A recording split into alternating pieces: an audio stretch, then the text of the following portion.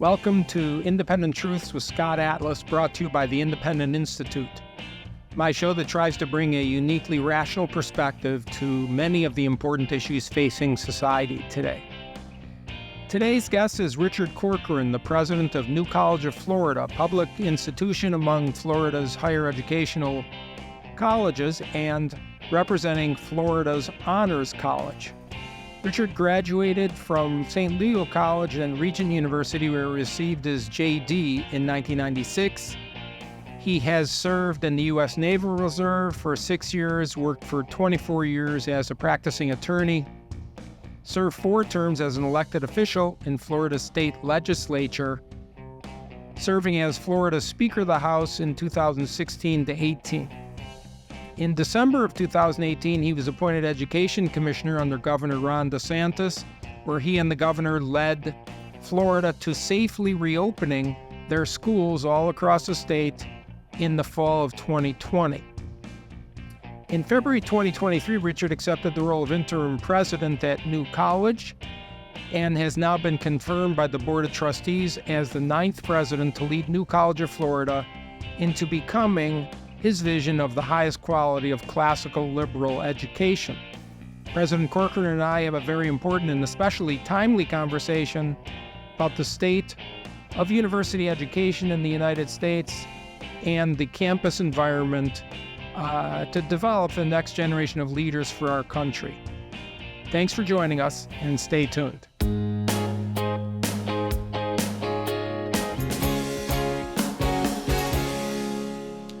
Richard, welcome. Thanks. I'm honored to be on the show, Scott. I'm very happy you could squeeze us into your very hectic schedule. Let's just dive right in. Universities are, as you know, on the front page all across our country these days.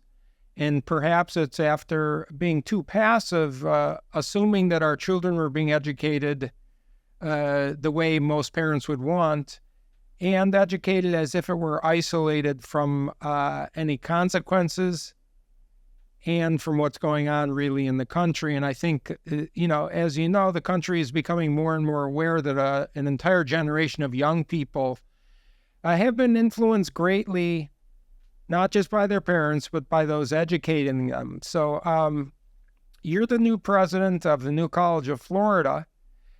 So maybe you can tell our listeners what the New College of Florida is and what your vision is there. Yeah, you've said a lot there, Scott. I'm going to answer it and interrupt me if I go too long, but I do want to say in 3 parts.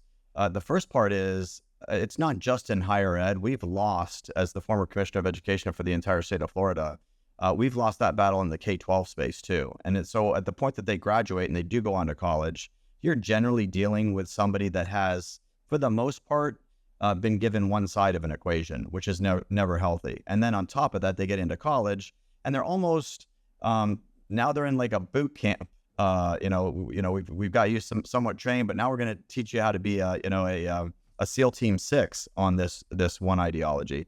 And so you have to change that. You have to fight it at all fronts. You have to fight it in kindergarten and you have to fight it in the higher ed space. What we're also saying, the second point I would say to that is higher ed's dead. I mean, people don't, especially the liberal arts. We're a small liberal arts college. If you look at the small liberal arts colleges, prior to COVID, I think 100 and something closed. After COVID, 93, I think we're at 93 have closed since COVID. It's a dying breed. And the reality is what's driven a lot of that is 2 things: money and cost and the ideology. And those are what have literally precipitated this, for those that are open, the travesties that you see occurring on campuses, and for those that have closed, why they closed. The cost of education has skyrocketed. We are telling kids to go out there, take out these massive student loans because you're going to get an education. You get an education at a very one-sided ideological school, and it's not leading to employable skills. It's not even leading to the purpose of education. And I always say, you hear it, well, I don't care if it's Republicans or Democrats, education should lead you to a great job. And that's just so shallow. That's a byproduct of a great education. Education should lead you to becoming a great citizen, a great community leader, a great spouse, wrestle with those great questions of time. And if that person is humble and willing to work hard, they're always going to be employed.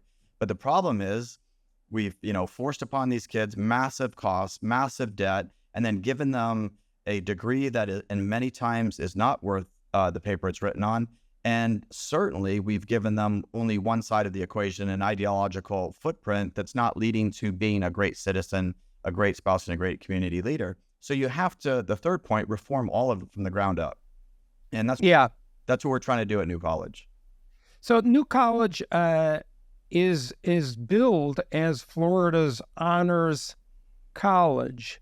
And I think it's safe to say that it has not been at the top, although there have been some significant positives about your college. What are you trying to do there? And maybe you could say to the viewers or listeners, what are you trying to do with the so-called classical liberal model of education, and what was New College versus what your view of what it is going to be under your guidance? Yeah, so New College has historically been the state's honors college, and produced more PhDs than the other institutions on a per capita basis, more Fulbrights than our other SUS institutions combined, another 11 institutions. But what happened is, with that dynamic I was talking about, with this one-sided ideology, what happened at New College, and it's happening at colleges across the country, is we got to the point when I got here, let's say March 1st, where 70 to 75% of our student population was female. Of that student population, of the 100% of the student population, probably, this is Princeton review. These are student reviews, student writings, probably 70 plus percent LGBTQ. And so you came here, and the number one, we lead the SUS institutions, state university systems institutions, and kids who come for a semester or come for a year and leave. And that's a metric you get graded on. And then we ask them in exit interviews, why are you leaving?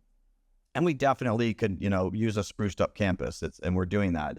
But the top 5 reasons, Scott, why these kids are leaving is somewhere along the line, I identify as a liberal. It's a very liberal student body. I identify as a liberal, and I was canceled. I wasn't liberal enough, or the right kind of liberal, or wasn't zealous enough on an issue of its moment in time. So I got canceled. I got bullied. That's some variation of those top 5 reasons is why kids are leaving. That's how ideologically aligned the student body was with one kind of ideology. Even physical threats. You might have an incident of a transgender student threatening somebody who might be a gay student, but they're not gay enough, or they're not. This is all documented. It's not stuff that we're saying off the cuff.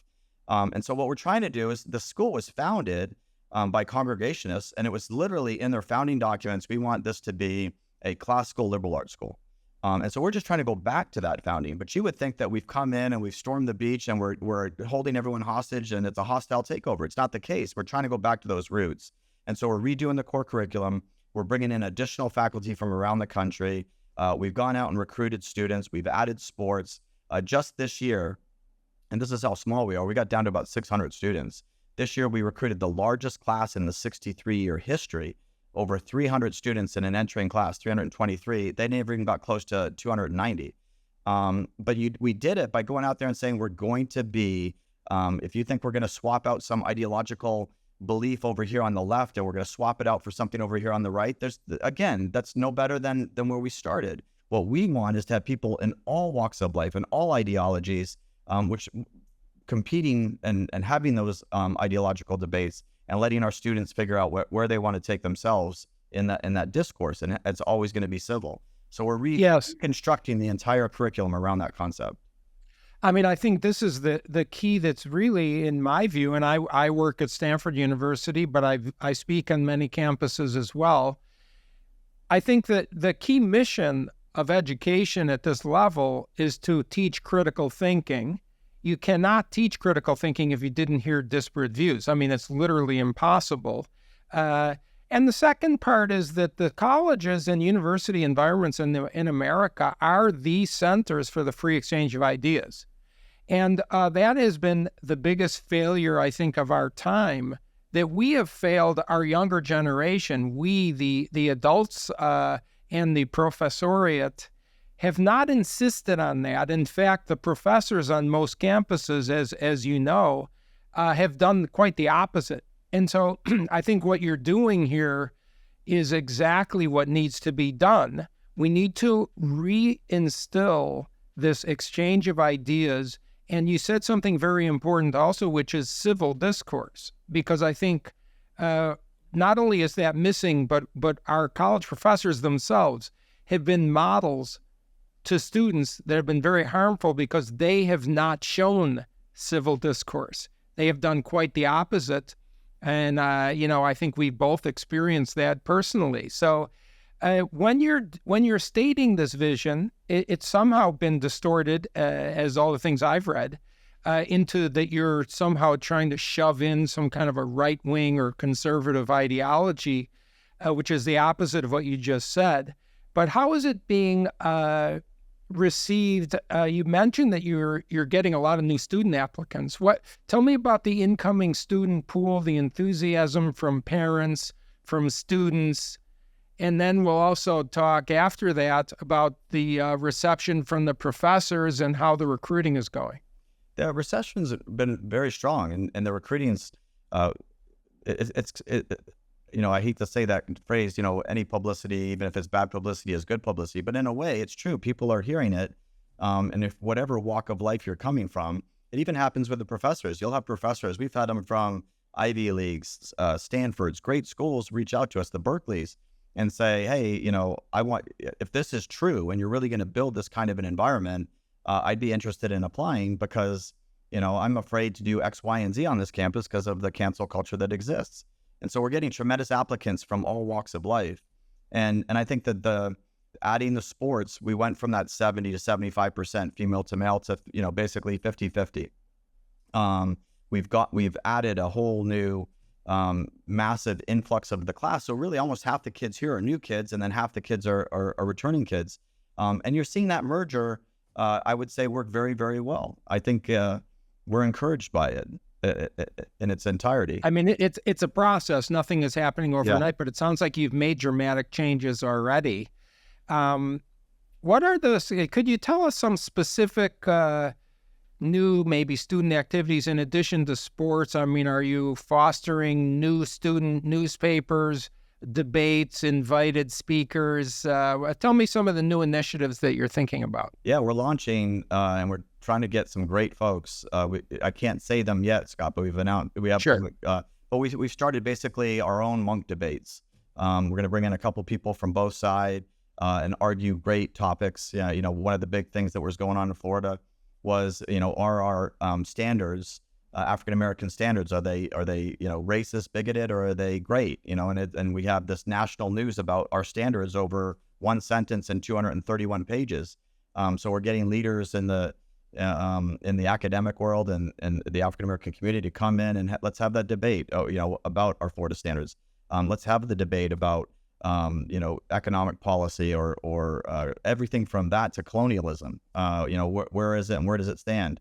And getting these folks in. And to your point, it didn't take long for us to go out there and reach out to the community and find someone who was saying, if that's what you're going to do, if you're going to expose kids in the community to these great debates and they're going to be civil and you're going to have, great names on either side, I'll fund the whole thing. And so that's excellent. Yeah, we'll start launching that here in the next 30 days.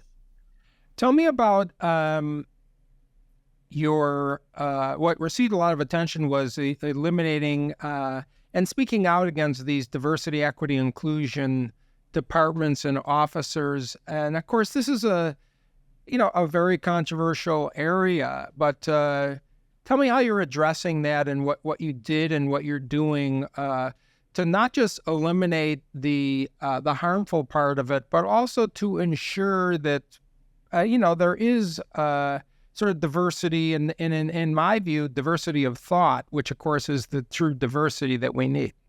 Well, a lot's happened in Florida under Governor DeSantis' leadership, and I don't mean to bring a political person, but it's significant. And so we had a diversity, equity, inclusion office, as most universities in the last, 4 to 10 years are adding them. We immediately eliminated the diversity, equity, and inclusion office. And in this year of recruitment, whether it's faculty, whether it's our students, we've seen more diversity, more equity, and more inclusion. Our African-American numbers are up 300% in enrollment. Our Hispanic numbers are up almost 100% in enrollment. Our gender equity is at pretty much 50-50 in this new enrollment without that office. That's fascinating. Yeah, and there's so much been written about it, but I mean, I love all three, terms. I love diversity, I love equity, I love inclusion. I don't like what has become, or no one should, what has become diversity, equity, and inclusion, because it's not those three terms in their traditional interpretation. And then on the faculty front, we recruited, probably we lost 40% of our faculty. Not altogether untrue, but it wasn't because of the changes. A lot of them were retiring, a lot of them were going on sabbatical, what have you. But what they don't talk about is we had no problems in a short window backfilling those faculty with who's who from colleges and universities from around the country. Now we have a whole year to recruit those faculty, so we'll probably see another 40 faculty come in with the growth in the school. That creates a tremendous growth. The economics department, on their own, with a recommendation, hired the first Austrian economists onto the campus, and it wasn't even a fight. I mean, I think just like with the student body, just like with the faculty, I think there's always a handful that try to cancel and bully the rest. And what's the old quote? Academia fights are so severe because the stakes are so low. Right. And so I think it was a Moynihan statement, I think. But yeah. And so yes. I think, but once those people start finding the doors, which they most of them have, it allowed even the faculty that were here and existing to flourish and thrive, and now be a part of something that they wanted to be a part of all the entire time. Mm-hmm. Yeah, I mean, as you know, you invited me to speak at the commencement, and it was let's say it was a little bit contentious. My talk was supposed to be about restoring civil discourse, and that was ironic because they tried to drown it out. But I sort of am sympathetic to students who have been reading a lot about upheaval, have sort of shocked when there's an abrupt change in their existing school. I didn't really mind that. It wasn't unexpected, but I would like to ask how the current students who didn't graduate yet are doing with this change, because of course they enrolled in a place that's different from what this is becoming. But my guess is that many of them will respond positively. But just as a curiosity, how are they acting with this? Yeah, I've actually used your commencement speech as an example of that. And I would say that for great quality education, for having that education that changes a person's life, their trajectory, their outlook on why they exist, what is justice, all those great things that every single human being should be afforded. It's, like Frederick Douglass always says, it's a crime against humanity to rob someone of that kind of world-class education. And so I think all of the students that we have recognize that's the value that we're trying to instill in all of our students, is this world-class education. Come from it as you wish, but we're going to give you this complete spectrum of thought that's traversed time for generations. And I think that the students are responding well to it. And the example I would use, you see what's happened with these Hamas-supported uprisings on campuses across the country. We have 12 public universities in our system. We're one of them. We're the smallest.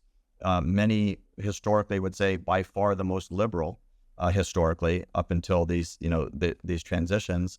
And we didn't have a single incident on our entire campus, where a lot of the other state university systems had numerous incidents. Juxtapose that, Scott, against, your graduation, 4 or 5 months earlier, where it was, to say the last, I remember sitting there in my head while you were speaking saying, I sure hope that in the next year, this never happens again. It was a disgraceful display of how not to do civil discourse. Yeah, I mean, I honestly, I have to say, thinking on that, I say I wasn't shocked at the students, and they had been reading the criticism of everything, and they thought that this was some kind of a political upheaval.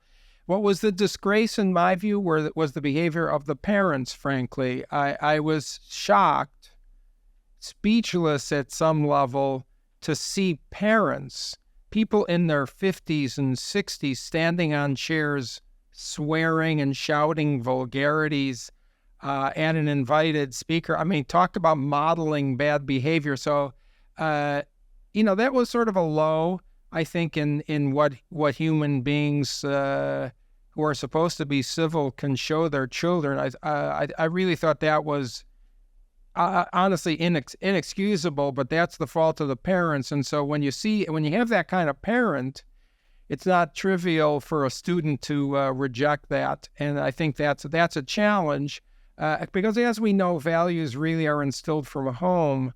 But the colleges and the professors really are in such a position of authority and respect that they're very influential. And so I think the seriousness of the role of a professor is so high that we have to be very thoughtful about who is hired. So it's great to have somebody who wants to change things to allow civil discourse like you're doing, and I applaud you.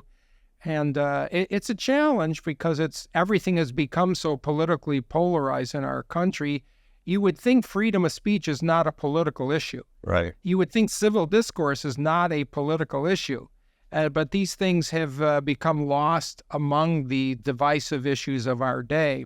You brought up the Israel and Hamas terrorism issue, and I think this is one of the most disconcerting, in fact, frightening things we're seeing on campus, where somehow we apparently have taught younger generation, college students, that terrorism, killing people who are innocent civilians, is not only acceptable but sort of laudable.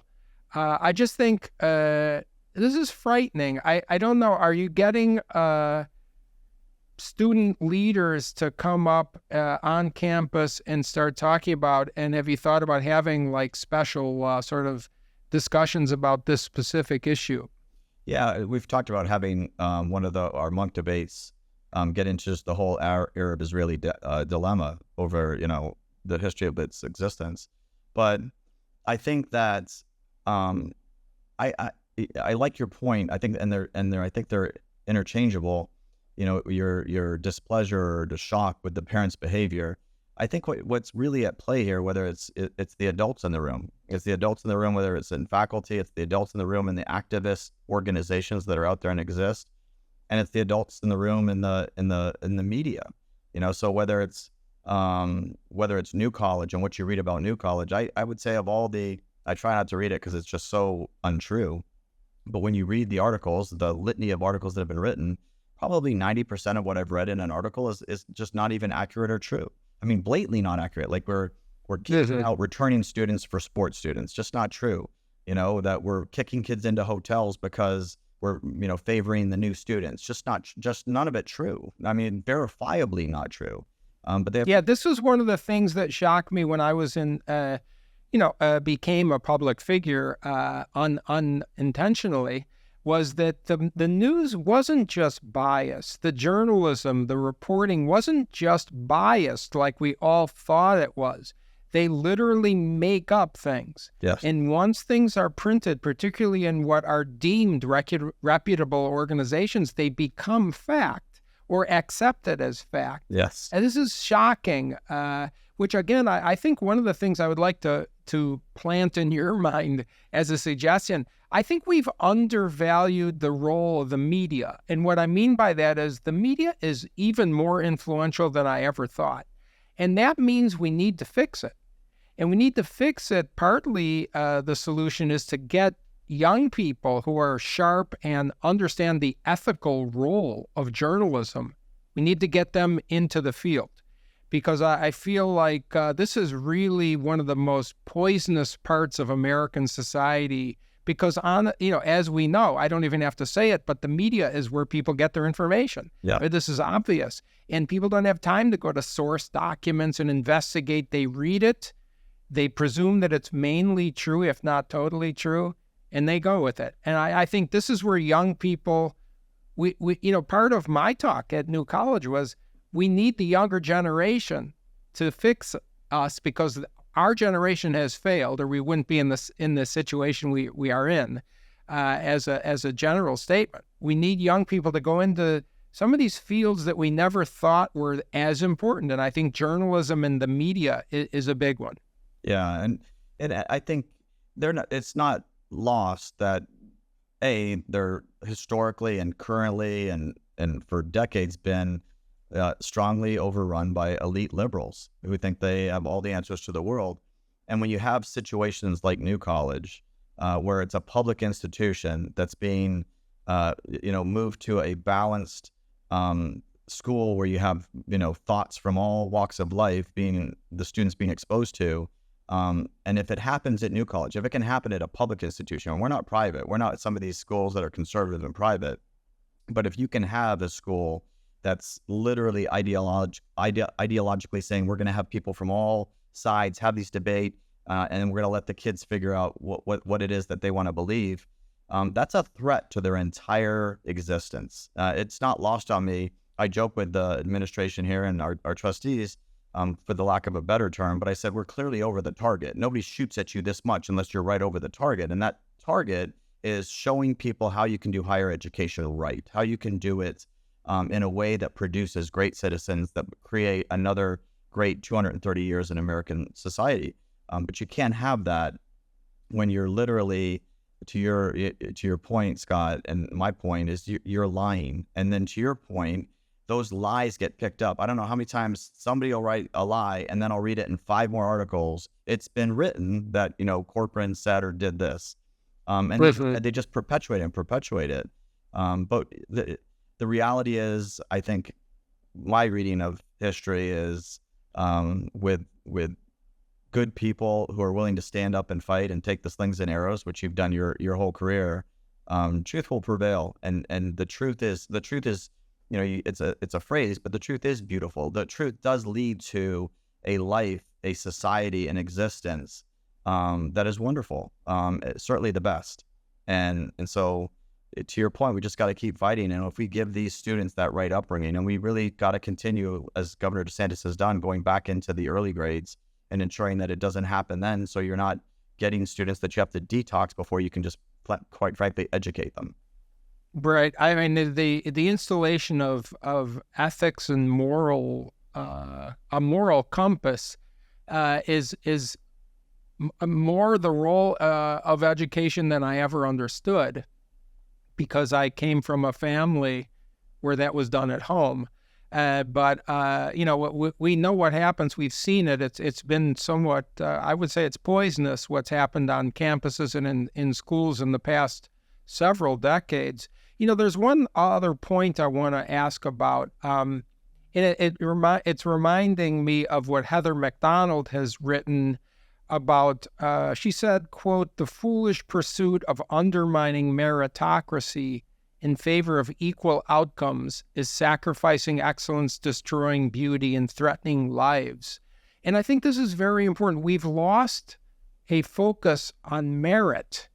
And I'd like to know what your thoughts are on that, and how you see New College as not just talking about values, but also of the importance of achievement. Yeah, and I want to start answering that question, Scott, by giving to Heather's point. I say to my kids sometimes, if I see you and you're about to walk off a 500-foot cliff into a ravine, and I come out of nowhere and I blindside tackle you down to the ground, I break your ankle, I break 3 ribs, was I cruel or was I merciful? And I'm saying that as a backdrop to a meritocracy. Is it cruel or is it merciful? My kids don't have much musical talent, probably because of me. Am I being cruel or am I being merciful when I say to them, I think you have these talents and these gifts and what have you. And I think if you pursue those, it's going to be more rewarding life for you than if you go down this path of trying to, be a drummer or whatever it might be when you have your dad's musical ear where I can't even, I'm tone deaf. But that's what I think a meritocracy, when you have a meritocracy, my point being is I think it's a more merciful system, a more generous system, a more looking out for that other individual system if it's done right. To Heather's point, you end up without that. It's the same with the marketplace. You end up when you don't have that competitive instinct or the meritocracy of you're a better store, a better car, a better product. You end up with less beneficial outcomes, more tragic events, all of those things across the board, depending on whatever that marketplace is. And so what I also think, part of this getting rid of the idea of merit is really undermining work ethic. And I think this is very important, particularly, that's the way I was raised, and it's not just me. It's. I think most people understand that a lot of your success comes from effort. Okay, not everybody is born some kind of a genius. I'm not sure how much different people are at birth. There's differences clearly, but we know that work hard and you achieve, and that's the whole point of equal opportunity in the United States. And I think that all of us who've had any kind of success have been, 95% of it is just working super, super hard. And, I think you can't have a society that doesn't value or teach effort. We will never have the achievements that we have all benefited from if we undermine that. Yeah, no, it's the Malcolm Gladwell's 10,000 hours. It's a game changer. Absolutely. So, well, I don't want to take too much of your time out of your busy day. Your hands are full there. I think I'm not the only one. I think everybody is really watching with a keen eye on you and your efforts at New College of Florida. And I think we're all optimistic.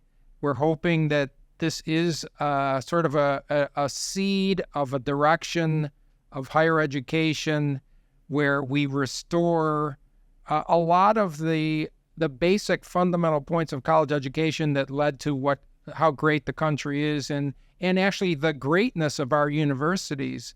These are fundamental principles. As we watch some of these so-called elite schools decline, it's because they have abandoned these fundamentals that you are trying to reinstate.